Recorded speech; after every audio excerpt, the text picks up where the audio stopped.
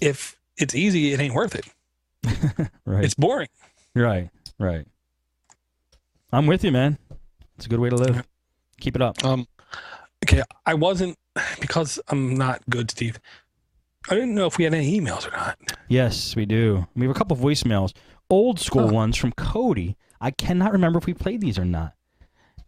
There's 2 of them from Cody. I'm just going to play them, and we will see what happens here because I lost track. They're from October 6th and 5th, but they're still in my queue. We're just going to play them anyway. If they sound familiar to you, let me know because I just forget. Okay, here we go. This first one from Cody. Old school from about a month, 2 months ago. Hey, Steve. Hey, Dor. This is Cody Cooper. This voicemail is directed at Steve Cherubino himself because in the last episode he mentioned how he doesn't get a lot of voicemails directed directly to him. By the way, Google Voice, where he said this is directed to Steve Cherubino himself, Google Voice thinks that Cody said it's directed to Steve Gerbil himself. Just wants to let you know. I can't hear it. You can't hear the voicemail? You can't hear the voicemail. You can't hear the voicemail. And I got you. How about now? So here it is. Cool. I want to know, since you've been using Linux for over a year now, this is directed to me. What are your overall feelings? I mean, obviously, kind of a tight version of it.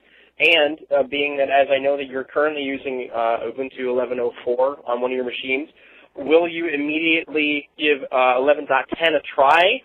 What are your feelings based on your experience with the OS so far, and will you take that next leap? Just curious. Thanks for the show, guys. Take care. Bye-bye. Did he ask me that before? I can't remember, Doris. I don't believe so. Okay. Well, thank you, Cody, for asking me a question. He's asking what my feelings about Linux are and if I'm going to upgrade to 11.10 and what my deal is. I'll tell you right now, I do a lot of creative professional stuff with my machines. And for me right now, unfortunately, Linux is not the easiest system to use for some of those programs yet. Now, we have Reteo with, is it linuxhomerecording.blogspot.com?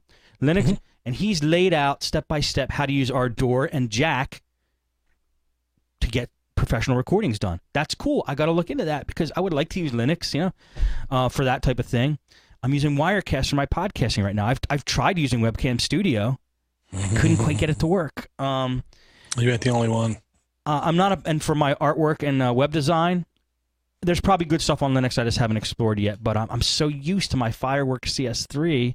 I hate to promote Adobe, but I'm just too used to it, and I don't want to get off of it just yet. So my goal, Cody, I guess, let me just put it this way. It would be nice if in the future I could replace all my Windows machines with Linux machines, and I'm very comfortable using all the software.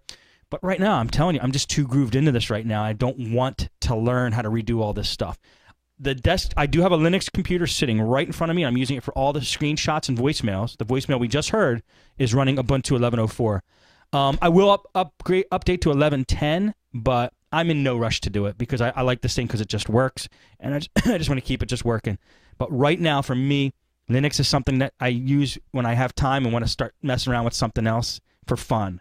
But I would like to have everything turned over, but I'm too grooved in right now, and my workflow is too solid for me to do it just yet. That's the only thing. So take that for what it's worth. I'm sorry. I know I'm saying this on a Linux show, but that's my deal. Well, first of all, I'd rather you be honest than not honest. Yeah. One of the things I think, honestly, I gather from you, Steve, is over the time is the operating system itself and the interface on the operating system itself is truly not important. What's important to you is the tools, A, if they're there, and B, are they stable? Yes. That's exactly right. That's exactly right. I like the Linux desktop, and I'm one for aesthetics. I like the pretty stuff and the slick interfaces and all. Linux has that. I have no problem with that at all. But and I've done searches for software on it that I needed to use. I wanted to replace some of my stuff, but I couldn't quite do it yet. I think there's a lot of hope for the future, and I'm going to stay on track with it. I'm sure you'll keep me informed. But right now, yeah, that's where we're at. Next voicemails from Cody Cooper, and here it is. Hey Steve, hey Dor. This is Cooper again. This message is for Linux for the rest of us. Yeah, I just wanted to let you all kind of a dual-purpose message here. As far as the whole new Windows 8, you know, the UEFI blocking out Linux installations, man, they're just going to find a way around it. But in relation to that, Steve, I know you have, or you did at one point have an iMac, and I know that you've kind of mainly switched to Windows for your audio-video stuff, but if you still have that iMac, honestly, installing Linux on it isn't that hard. There's a small piece of software called Refit. It's REFIT, which helps you, which it kind of introduces like a middleman type of thing to install Linux, or to help boot Linux off of the drive using EFI. I installed Linux for the first time on my MacBook, so that was the only experience I had for the longest time. And if I could follow those directions at that point in my Linux career, quote unquote, you can totally do it too. I'll email you some info about it. But yeah, if anybody does out there have a Mac that we want to dabble with Linux, it is totally possible and it's not difficult whatsoever. You just need some spare hard drive space, and that's it. Take care, guys. I'll talk to you later. Bye. Very cool. Thank you, Cody. Yeah, that went better than I thought. I thought he was going to say, and if you're not using it anymore, you can ship it to me. No, that's another problem now. My Mac has now become my music production computer.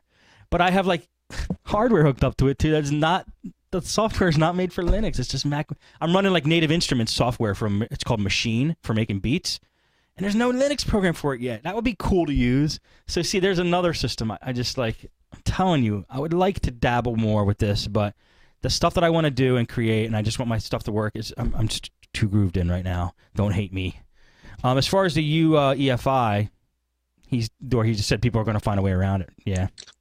Hey, if Microsoft has anything to do with the stability or security of it, it's hacked already. Yes, I believe it. This is an email from James. He said, hey, Steve and Steve, I love the podcast. I have an Ubuntu question. Sorry if I'm using the wrong email. No, you're using the right one. He says, here's the question. I've been running Ubuntu Netbook Edition, UNE, 10.04 LTS on my Dell Mini 9. It's my first Linux, and I really love it. I've never had an issue till now. Suddenly, my sound quit working. I suspect an Ubuntu update broke it. I tried everything I could think of checking. It looks all fine, except I have no sound. I couldn't find any posts, but I suspect this is a new issue. I realize the question is vague, but I'm wondering if you could give me any ideas on how to proceed. If all else fails, I might upgrade to 11.10 when it's released. Should I reinstall ALSA? I don't have a clue. Thanks in advance, James. P.S. I'll also wait and see if the new few episodes or updates fix it. What's ALSA? ALSA is the backbone that's used by most Linuxes to handle audio. I'm trying to think of how to say this right. Everything audio, period.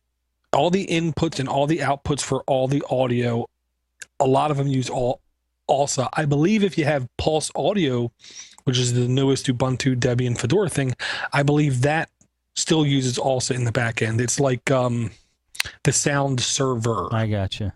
Okay. Well, do you have any advice for him on this? Yes, because we got his stuff working.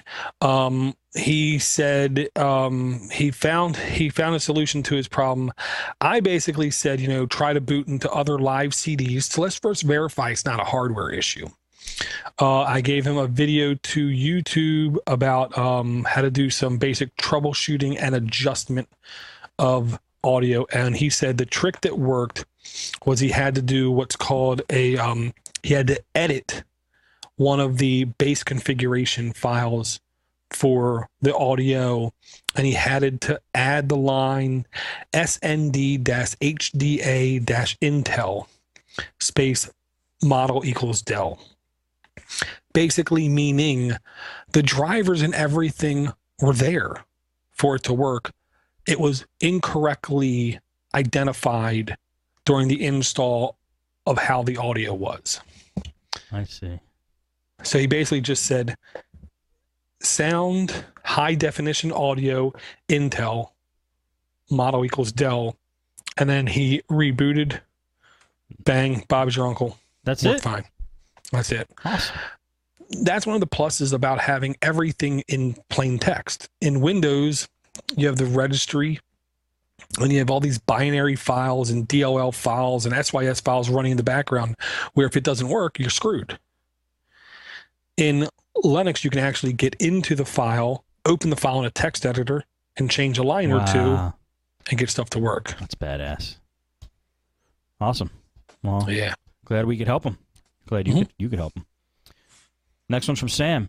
Hey, Steve, I'm a noob to Linux. I haven't even got past the installation stage yet, but I've been running Ubuntu 10.4 LTS in a VM for a while.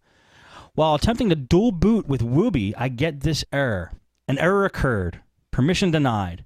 For more information, please see the log file c:/user/owner/appdata/local/temp/wooby-9.04-rev 128.log. He says, lots of people are getting it. I don't know a fix. Can you help? Yep, I know I replied back to him. Yeah, and he sent me a screenshot from it. Here's the thing.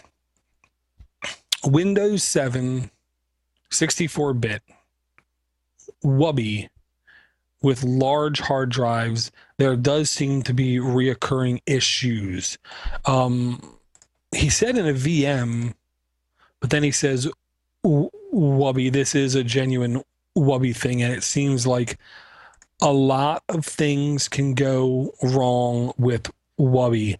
When I was looking this up, I found a billion different things all to change. They were all in the registry, and it was basically trying to change the BCD edit, which I found out from having to rescue Windows 7 non-booting computers before. BCD has something to do with the boot configuration. And when this tries to change the boot configuration to add a new entry saying Windows 7 and Wubby, it doesn't work. Okay. Wubby.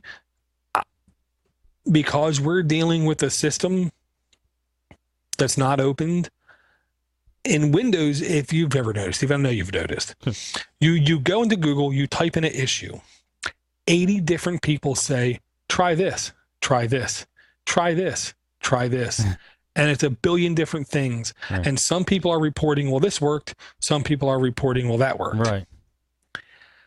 I could not find anyone confident to say, this is the issue. I see. So my only advice to him is try putting a second hard drive in the computer, because I believe this was a desktop. Try putting a second hard drive in and installing dual boot, just a genuine dual boot on that second hard drive. Something's going on with Wubby and the disk and the master boot record, and nobody seems to know exactly what's going on. Okay. All right. Well, that's a good place to start. Yeah, it's better than nothing, but it kind of was nothing. It was something. All right, last one I'm going to read today, and then I'll read the rest of them next week. He says, I want to advance from Linux newbie to Linux geek. This is from Paul. I've been a Linux user for about 3 years, but I seem to be unable to advance to anything like you guys on Linux Basics. When I first bought my... And by the way, Linux Basics is LINXBASIX.com. It's Door's other podcast. You can check it out over there. I bought my first computer in 1993. I got a DOS learning floppy that taught me DOS. If you didn't type the command correctly, it would not advance to the next lesson. That's pretty cool. I was wondering if there's anything comparable to that with the Linux terminal, or if there's nothing like that, how would you suggest getting more knowledgeable with the terminal? And what do you got there, Door? Okay. Honestly, there's a couple tools out there that can help make it easier, I'll say. One of them goes by the name Command Line Companion, I believe. Okay. And it really is a good way to like jet yourself right into the middle of how to get a lot of these things done. Tracy just dropped a link in the chat. Begin Linux.com. Looks like free